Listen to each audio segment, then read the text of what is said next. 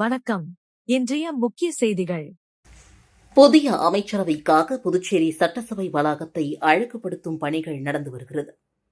நடந்து முடிந்த சட்டசபை தேர்தலுக்கான ஓட்டுப்பதிவு எண்ணிக்கை மே 4ஆம் தேதி நடைபெறுகிறது. இதனைத் தொடர்ந்து புதிய அமைச்சரவை மே மாத இறுதிக்குள் பதவியேற்கும் என்றும் தெரிகிறது. இதனையொட்டி புதிய அமைச்சரவை பதவியேற்பு விழாவிற்காக சட்டசபையை சீரமைத்து தயார் செய்யும் பணிகள் நேற்று முன்தினம் முதல் துவங்கியுள்ளன. இதில் பழமை வாய்ந்த பாரம்பரியமான புதுச்சேரி சட்டசபை கட்டிட வளாகத்தில் உள்ள மொசைக் தரைகள் பாலிஷ் செய்யும் பணிகள் வேகமாக நடைபெற்று வருகிறது. மேலும் அமைச்சர் தேனி ஜெயக்குமார் அலுவலகமும் நேற்று காலி செய்யப்பட்டது. புதுச்சேரி மதுவை தமிழகத்திற்கு எடுத்து செல்ல அனுமதி உள்ளதா என்று கலால்துறை விளக்கம் அளித்துள்ளது. புதுவை கலால்துறை அதிகாரிகள் தெரிவித்துள்ள தகவலில், புதுவையில் தனிநபர் மதுபானங்களை கொண்டு செல்ல கலால் சட்டம் அனுமதிக்கிறது. இதன்படி தனிநபர் ஒருவர் தன் சொந்த நுகர்விற்காக இந்தியாவில் தயாரிக்கப்பட்ட வெளிநாட்டு மதுபானங்களை 4.5 லிட்டர் வரை வைத்திருக்கலாம். வெளிநாட்டு இறக்குமதி மதுபானமாக இருந்தாலும் 4.5 லிட்டர் வைத்திருக்கலாம். இது பிராந்தி, விஸ்கி, ஜின், ரம் மது வகைகளுக்கு பொருந்தும். பீர் என்றால் 9 லிட்டர், கல்லுக்கு 1 லிட்டர் என தன் நுகர்வுக்காக வைத்திருக்கலாம். சாராயம் 4 லிட்டர் வைத்திருக்கலாம். அந்த அளவை கடந்து வைத்திருந்தால் அபராதத்துடன் வழக்கு தொடரலாம். இவை அனைத்துமே புதுவை எல்லைக்குள் தான் பொருந்தும். அந்த மதுபானங்களை தமிழக பகுதிக்கு கொண்டு சென்றால் பொருந்தாது. அண்டை மாநிலங்களிலிருந்து தமிழகத்திற்குள் மதுபானம் கொண்டு வருவது சட்டப்படி குற்றமாகும். அந்தந்த மாநில கலால்துறையின் அனுமதி இல்லை என்றால் கடத்தலாக கருதி வழக்கு பதிவு செய்வர். தமிழகத்தில் சாராயம், கல்லுக்கு தடை உள்ளது. புதுவையில் 4 லிட்டர் சாராயம், 1 லிட்டர் கல் கொண்டு செல்லலாம். புதுவை கலால் விதியை காரணம் காட்டி தமிழக பகுதிக்கு மதுபானங்களை கொண்டு செல்வது தவறு. ஐகோர்ட் கூறிவிட்டது என்று புதுவை மதுவுடன் தமிழக எல்லையில் நுழைந்தால் சிறைக்குத்தான் செல்ல நேரிடும். இரு மாநிலங்களுக்கும் பொதுவான தெளிவான வழிகாட்டுதல் வரும் வரை இது கடைபிடிக்கப்படும் என்றும் தெரிவித்தனர். மாநில பிராந்திய மொழிகளை இப்பொழுதும் பாஜக விட்டுக் கொடுக்காது என்று பாஜக மாநில தலைவர் ராமலிங்கம் நம்பிக்கை தெரிவித்துள்ளார். இது தொடர்பாக அவர் வெளியிட்டுள்ள அறிக்கையில், புதுச்சேரியின் தனித்துவமான அடையாளம் மற்றும் கலாச்சார உரிமைகள் 1956ஆம் ஆண்டு கையெழுத்திடப்பட்டு ஒப்படைப்பு ஒப்பந்தத்தின் கீழ் முழுமையாக பாதுகாக்கப்படுகிறது என்பதை நாங்கள் உறுதிப்படுத்துகிறோம். இந்த ஒப்பந்தத்தின் பிரிவு 28 கீழ் பிரெஞ்சு மொழி என்பது ஒரு கலாச்சார உரிமையாக அங்கீகரிக்கப்பட்டுள்ளது. சர்வதேச சட்ட கோட்பாடுகளின்படி இந்திய அரசு இந்த ஒப்பந்தத்தின் வாக்குறுதிகளை காக்க கடமைப்பட்டுள்ளது. எனவே எந்தவொரு நிர்வாக சுற்றறிக்கையும் அல்லது கொள்கை மாற்றமும் இந்த சர்வதேச உடன்படிக்கையை மீற முடியாது. புதுச்சேரியின் தனித்தன்மையை காக்க பாஜக எப்பொழுதும் குரல் கொடுக்கும். பிரெஞ்சு கலாச்சார அடையாளத்தையும் தமிழ், தெலுங்கு, மலையாளம், பிரெஞ்சு மற்றும் ஆங்கிலம் உள்ளிட்ட பிராந்திய மற்றும் அலுவல் மொழிகளின் உரிமைகளையும் ஒருபொழுதும் விட்டுக் கொடுக்காது என்றும் குறிப்பிடப்பட்டுள்ளது. புதுச்சேரியில் பட்டதாரி இளைஞர் கடற்பாறையால் அடித்து கொலை செய்யப்பட்ட சம்பவம் பெரும் பரபரப்பை ஏற்படுத்தியுள்ளது. புதுச்சேரி அடுத்த கிருமாம்பாக்கம் அருகே மணப்பட்டு மாரியம்மன் கோவில் தெருவை சார்ந்தவர் மணிகண்டன், வயது 35, வெளியூரில் உள்ள தனியார் நிறுவனத்தில் வேலை செய்து வந்தார். இன்று காலை திடீரென மணிகண்டன் வீட்டில் இருந்து அலறல் சத்தம் கேட்டு அக்கம் பக்கத்தினர் திரண்டு வந்து பார்த்தனர். அப்போது மணிகண்டன் இரத்த வெள்ளத்தில் பிணமாக கிடந்ததைக் கண்டு அதிர்ச்சியடைந்தனர். அருகில் ரத்தம் தோய்ந்த கடற்பாறை கிடந்தது. இதுகுறித்து தகவல் அறிந்த மணிகண்டனின் அம்மா சாந்தி வீட்டிற்கு விரைந்து வந்தார். அங்கு மகன் பிணமாக கிடப்பதை பார்த்து அலறி துடித்தார். பின்னர் அவர் அளித்த புகாரின் அடிப்படையில் கிருமாம்பாக்கம் போலீசார் சம்பவ இடத்திற்கு விரைந்து வந்து உடலை கைப்பற்றி பிரேத பரிசோதனைக்காக கதிர்காமம் அரசு மருத்துவமனைக்கு அனுப்பி வைத்தனர். இது தொடர்பாக போலீசார் வழக்கு பதிவு செய்து விசாரணை நடத்தியதில், கொலை செய்யப்பட்ட என்ஜினியர் மணிகண்டன் அதே பகுதியில் உள்ள பெண் ஒருவருடன் பேசி வந்ததாக கூறப்படுகிறது. இதனால் மணிகண்டனுக்கும் அந்த பெண்ணின் கணவருக்கும் அடிக்கடி தகராறு இருந்ததும் தெரிய வந்துள்ளது. இந்நிலையில் மணிகண்டன் தாயார் விவசாய வேலைக்கு செல்வதை நோட்டமிட்ட அவர் வீட்டில் யாரும் இல்லாததால் வாய்ப்பை பயன்படுத்தி தூங்கிக் கொண்டிருந்த மணிகண்டனை கடற்பாறையால் அடித்து கொலை செய்ததும் தெரிய வந்தது. இது தொடர்பாக போலீசார் தொடர்ந்து விசாரணை நடத்தி வருகிறார்கள். பெட்ரோல், டீசல் வாங்க ஏனாமிற்கு படையெடுக்கும் ஆந்திர பண்ணை விவசாயிகள் கேன் மற்றும் பேரல்களுடன் பல மணி நேரம் காத்திருந்து வாங்குவதால் உள்ளூர் மக்கள் பாதிக்கப்பட்டுள்ளனர். ஆந்திர பிரதேசத்தில் அடிக்கடி ஏற்படும் மின்வெட்டு மற்றும் இயந்திரங்கள் மூலமாக பயிர் அறுவடை செய்வதால் பெட்ரோல் மற்றும் டீசலுக்கு அதிக தேவை ஏற்பட்டுள்ளது. பெட்ரோல் டீசல் விநியோகத்திலும் அங்கு கட்டுப்பாடு ஏற்பட்டுள்ளது. கடல் மற்றும் ஆற்று பகுதிகள் இறால் மற்றும் மீன் குட்டைகளில் அதிக ஜெனரேட்டர்களை பயன்படுத்தி வருகின்றனர். இந்த சூழ்நிலை காரணமாக ஆந்திராவை ஒட்டியுள்ள புதுச்சேரியின் பிராந்தியமான ஏனாமில் பெட்ரோல் மற்றும் டீசல் வாங்க வருவதால் உள்ளூர் மக்களுக்கு தட்டுப்பாடு ஏற்பட்டுள்ளது. பெட்ரோல் நிலையங்களில் கூட்டம் அலைமோதுகிறது. கேன்களை வரிசையில் வைத்து நுகர்வோர் காத்திருக்கின்றனர். பெட்ரோல் நிலையங்களில் காவல்துறை முன்னிலையில் எரிபொருள் விநியோகம் நடத்த ஏனாம் நிர்வாகம் தற்போது நடவடிக்கை எடுத்துள்ளது. ஏனாம் காவல் கண்காணிப்பாளர் வரதராஜன் மேற்பார்வையில் மக்களுக்கு தடையின்றி எரிபொருட்கள் கிடைக்க ஏற்பாடு செய்யப்பட்டது. எண்ணெய் நிறுவனங்களிடமிருந்து வரும் விநியோகத்தால் ஏற்பட்ட சிக்கல்கள் காரணமாக கடந்த சில நாட்களாக எரிபொருள் தட்டுப்பாடு நிலவி வருகிறது. இதனால் இன்று முதல் ஏனாம் உள்ளூர் மக்களுக்கு பெட்ரோல் மற்றும் டீசல் ஆகியவை உள்ளூர் பெட்ரோல் நிலையங்களில் காலை 5 மணி முதல் காலை 8 மணி வரை மட்டுமே விற்பனை செய்யப்படுகிறது. இவ்வாறாக அறிவிக்கப்பட்டுள்ளது. அண்டை மாநிலமான ஆந்திர பிரதேசத்தை விட ஏனாமில் எரிபொருள் விலை ரூபாய் 12 முதல் 14 வரை குறைவாக உள்ளது. எனவே ஆந்திர பிரதேசத்தை சேர்ந்த ஆயிரக்கணக்கான மக்கள், குறிப்பாக விவசாயிகள், பிளாஸ்டிக் கேன் மற்றும் பேரல்களுடன் எரிபொருள் வாங்க ஏனாமிற்கு திரண்டு வருகின்றனர். பல்வேறு சங்கங்கள் இப்பிரச்சனையை எழுப்பியதைத் தொடர்ந்து பிராந்திய நிர்வாக அதிகாரி சிவராஜ் மீனா பெட்ரோல் நிலைய உரிமையாளர்களுடன் ஆலோசனை நடத்தி காலை 5 மணி முதல் 8 மணி வரையிலான இந்த நேரத்தை ஏனாம் மக்களுக்கு பிரத்யேகமாக ஒதுக்கீடு செய்து உத்தரவிட்டார். ஆந்திர பிரதேசத்திலிருந்து வாங்குபவர்கள் வருவதற்கு முன்பாகவே உள்ளூர் மக்கள் எரிபொருளை பெற்றுக்கொள்ளும் வகையில் ஏனாம் நிர்வாகம் அதிகாலை நேரங்களை அவர்களுக்காக இன்று முதல் ஒதுக்கியுள்ளது. போக்குவரத்து விதிமுறைகளை மீறியதற்காக கடந்த ஒரு வாரத்தில் 2651 வழக்குகள் பதிவு செய்யப்பட்டு 26,51,000 ரூபாய் அபராதம் விதிக்கப்பட்டுள்ளது.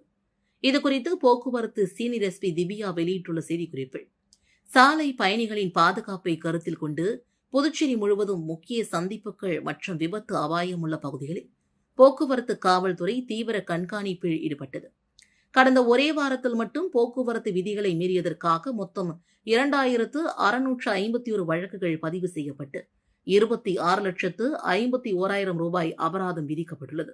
இதில் அதிகபட்சமாக ஹெல்மெட் அணியாமல் வாகனம் ஓட்டியதற்காக 1459 வழக்குகள் பதிவு செய்யப்பட்டு 14,59,000 ரூபாய் அபராதம் வசூலிக்கப்பட்டது. அதற்கு அடுத்த கட்டமாக கவனத்தை சிதறடிக்கும் மொபைல் பயன்பாடு பெரும் சிக்கலாக உருவெடுத்துள்ளது. மொபைல் போன் பேசிக்கொண்டே வாகனம் ஓட்டிய 1095 நபர்கள் மீது நடவடிக்கை எடுக்கப்பட்டு 10,95,000 ரூபாய் அபராதம் விதிக்கப்பட்டுள்ளது. இது தவிர அதிவேகமாக சென்ற 50 நபர்களிடமிருந்து 50,000 ரூபாயும், மது அருந்திவிட்டு வாகனம் ஓட்டிய 47 நபர்களிடமிருந்து 47,000 ரூபாயும் அபராதமாக பெறப்பட்டுள்ளது. இந்த வார அமலாக்க நடவடிக்கையில் மிக முக்கியமான ஒன்றாக சிறுவர்கள் வாகனம் ஓட்டியது தொடர்பாக 112 வழக்குகள் கையாளப்பட்டிருக்கின்றன. இந்த சம்பவங்களில் சம்பந்தப்பட்ட சிறுவர்களின் பெற்றோர்கள் நேரடியாக காவல் நிலையத்திற்கு வரவழைக்கப்பட்டு அவர்களுக்கு தீவிர ஆலோசனைகளும் எச்சரிக்கைகளும் வழங்கப்பட்டுள்ளன என்றும் குறிப்பிடப்பட்டுள்ளது. புதுச்சேரியில் ஜூன் 1ஆம் தேதி முதல் 30ஆம் தேதி வரை மக்கள் தொகை கணக்கெடுப்பு பணி மேற்கொள்ளப்பட உள்ளதாக மாவட்ட நிர்வாகம் அறிவித்துள்ளது. இது தொடர்பாக மாவட்ட ஆட்சியர் குலோத்துங்கன் வெளியிட்டுள்ள செய்திக்குறிப்பில், புதுச்சேரியில் கணக்கெடுப்பு அலுவலர்கள் வீடுதோறும் சென்று தகவல்களை சேகரிக்கும் பணி ஜூன் 1ஆம் தேதி முதல் 30ஆம் தேதி வரை மேற்கொள்ளப்படும். இந்த கணக்கெடுப்பின் போது வீட்டு அமைப்பு, குடிநீர் வசதி, கழிப்பறை, சமையல், எரிபொருள், மின்சாரம் மற்றும் இணைய வசதி உள்ளிட்ட மொத்தம் 33 விவரங்கள் சேகரிக்கப்படும். கணக்கெடுப்பு அலுவலர்கள் கேட்கும் கேள்விகளுக்கு உண்மையான மற்றும் துல்லியமான பதில்களை வழங்குவது கட்டாயமாகும். வீடுகளில் கணக்கெடுப்பு அலுவலர்கள் பணிகளை மேற்கொள்ள அனுமதி வழங்க வேண்டும். தேவையான போது கணக்கெடுப்பு படிவங்களை சரியாக நிரப்பி ஒப்படைக்க வேண்டும். கணக்கெடுப்பில் சேகரிக்கப்படும் அனைத்து தகவல்களும் முழுமையான ரகசியத்துடன் பாதுகாக்கப்படும். வழக்குகளிலும் இந்த தகவல்கள் சான்றாக பயன்படுத்தப்பட மாட்டாது என்பதும் உறுதியாக அறிவிக்கப்படுகிறது. கணக்கெடுப்பு பணிகளில் ஒத்துழைக்காமல் இருப்பது, தவறான தகவல் வழங்குவது அல்லது அலுவலர்களுக்கு அனுமதி மறுப்பது போன்ற செயல்கள் சட்டப்படி குற்றமாகும். இத்தகைய விதிமீறல்களுக்கு ரூபாய் 1000 வரை அபராதம் விதிக்கப்படும். எனவே அனைத்து பொதுமக்களும் இந்த தேசிய முக்கியத்துவம் வாய்ந்த பணிகள் ஆர்வத்துடன் பங்கேற்று துல்லியமான தகவல்களை பணிகள் வெற்றிகரமாக ஒத்துழைக்க வேண்டும் என்றும் குறிப்பிடப்பட்டுள்ளது. புதுச்சேரி உழவர்கரை பகுதியில் அமைந்துள்ள ஸ்ரீ மீனாட்சி சுந்தரேஸ்வரர் திருக்கோவில் சித்திரை திருவிழாவை முன்னிட்டு திருக்கல்யாண வைபவம் நடைபெற்றது.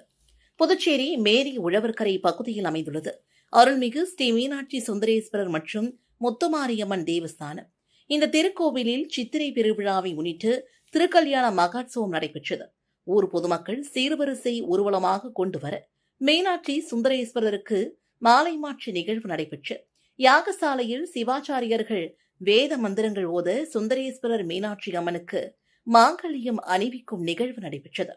தொடர்ந்து பக்தர்கள் அனைவருக்கும் மாங்கல்யம் பிரசாதமாக வழங்கப்பட்டதை அடுத்து பக்தர்கள் வரிசை நின்று மீனாட்சி சுந்தரேஸ்வரரை வழிபட்டு சென்றனர். கோடை காலம் மற்றும் வெளிமாநிலங்களில் இருந்து வரத்து குறைந்துள்ளதால் புதுச்சேரியில் எலுமிச்சை பழத்தின் விலை கடுமையாக உயர்ந்துள்ளது. புதுச்சேரியில் கோடை வெயில் கடுமையாக சுட்டெரித்து வருகிறது. உடல் வெப்பத்தை குறைக்க தர்பூசணி, இளநீர் போன்றவற்றுடன் எலுமிச்சை ஜூஸ் மக்கள் அதிக அளவில் அருந்தி வருகின்றனர். இதனால் சந்தையில் எலுமிச்சைக்கான டிமாண்ட் எதிர்பாராத வகையில் இந்த வருடம் அதிகமாக உயர்ந்துள்ளது. புதுச்சேரியில் தற்போது பெரிய எலுமிச்சை ஒன்று ரூபாய் 15, அதற்கு அடுத்த நிலையில் உள்ள பழம் ரூபாய் 10க்கும் விற்பனையாகிறது. உள்ளூர் சிறிய எலுமிச்சை பழங்கள் கிலோ ரூபாய் 200க்கு மேல் விற்பனையாகிறது. மாநிலங்களிலிருந்து வெளி மாநிலங்களில் இருந்தும் எலுமிச்சை வரத்து அதிகமாக இருந்தது. இதனால் விலை குறைவாக இருந்தது. தற்போது வெளியூர் வரத்து முற்றிலும் நின்றுவிட்டது. அத்துடன் உள்ளூர் பழங்களும் பொடியாக உள்ளன. அத்துடன் கோடை தொடக்கத்தில் எலுமிச்சை பழத்தை அதிகம் வாங்க தொடங்கியுள்ளனர். இதனால் போதிய தட்டுப்பாடு ஏற்பட்டுள்ளது.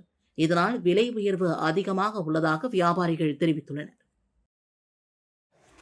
தமிழ்நாடு தௌஹீத் ஜமாத் புதுச்சேரி மாவட்ட பொதுக்குழு கூட்டத்தில் முஸ்லிம்களுக்கு கல்வி வேலை வாய்ப்பில் 6% இடஒதுக்கீடு வழங்க வேண்டும் உள்ளிட்ட பல்வேறு தீர்மானங்கள் நிறைவேற்றப்பட்டன. தமிழ்நாடு தௌஹீத் ஜமாத் புதுச்சேரி மாவட்டத்தின் பொதுக்குழு கூட்டம் மாநில நிர்வாகிகளின் முன்னிலையில் நடைபெற்றது. மாவட்ட தலைவர் அபீப் ரஹ்மான் தலைமையில் நடைபெற்ற கூட்டத்தில் மாநில துணை பொதுச் செயலாளர் அப்துல் ரஹீம், மாநில செயலாளர் சித்திக் முன்னிலை வகித்தனர்.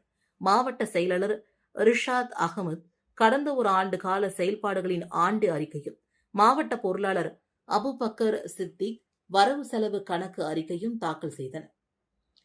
இந்த பொதுக்குழுவில் புதுச்சேரியில் கல்வி வேலைவாய்ப்பில் தற்போது முஸ்லிம் சமூகத்திற்கு வழங்கப்படும் 2% இடஒதுக்கீட்டை 6% உயர்த்தி வழங்க வேண்டும், திருபுவனை அல்லது அருகியுள்ள பகுதிகள் முஸ்லிம் சமுதாய மக்களை நல்லடக்கம் செய்வதற்கு உடனடியாக புதிய தகுதியான நிலத்தை ஒதுக்கி வழங்க வேண்டும், புதுச்சேரி நகரமும் அதன் சுற்றுப்புற குடியிருப்பு பகுதிகளில் உள்ள ரெஸ்டோ பார்களின் உரிமத்தை ரத்து செய்ய வேண்டும் உட்பட பல்வேறு தீர்மானங்கள் நிறைவேற்றப்பட்டன.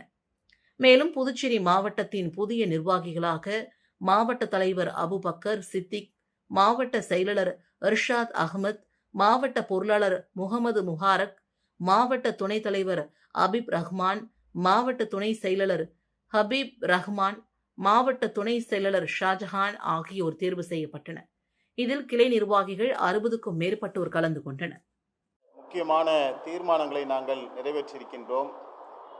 முதலாவதாக அண்ணல் நபியே அழகிய முன்மாதிரி என்கின்ற 10 மாத செயல் திட்டத்தை ஏப்ரல் மாதம் முதல் எதிர்வருகின்ற ஜனவரி மாதம் வரை 10 மாத காலம் இந்த செயல் திட்டத்தை நாங்கள் மக்கள் மன்றத்திலே கொண்டு செல்ல இருக்கின்றோம்.